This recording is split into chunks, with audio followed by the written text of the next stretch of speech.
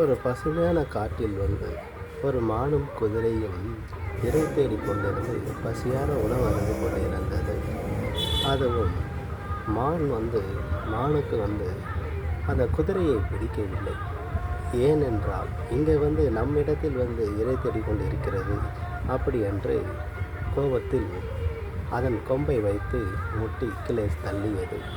உடனே குதிரையே, நீ இங்கிருந்து போய்விடு, இது என் இடம், அதனால் உன் இடத்துக்கு போய் இரை தேடிக்கொள் அப்படி என்று அனுப்பிவிட்டது.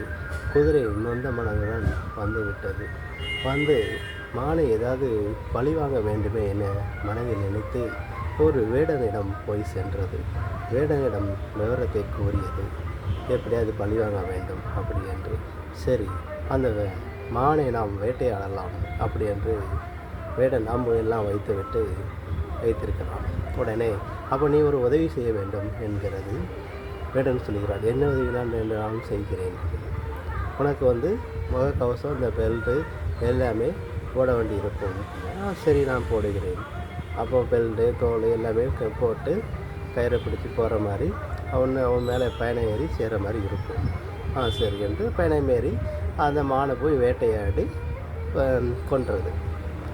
அப்போ தான் அதுக்கு திருப்தியாக வந்துச்சு.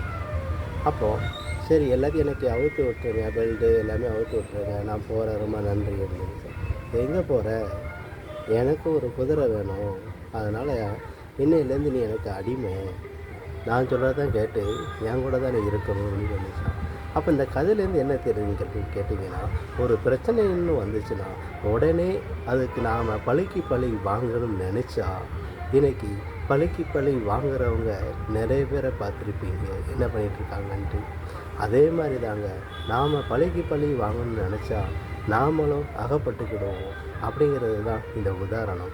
ஆகவே பழிக்கு பழி வாங்குறத எண்ணத்தையும் மனதிலிருந்து எடுத்து விட்டு மனிதாயமானத்துடனும் மன்னிப்பு என்னும் இதையும் கொண்டு ஆள வழிவகுத்து கொள்ளுங்கள் என்று நெல்லை மாவட்டத்திலிருந்து வாசன் ரிப்போர்ட்டர் சார்பாக இதை கேட்டுக்கொண்டு இந்த கதையை உங்களுக்கு உணர்த்துகிறேன்.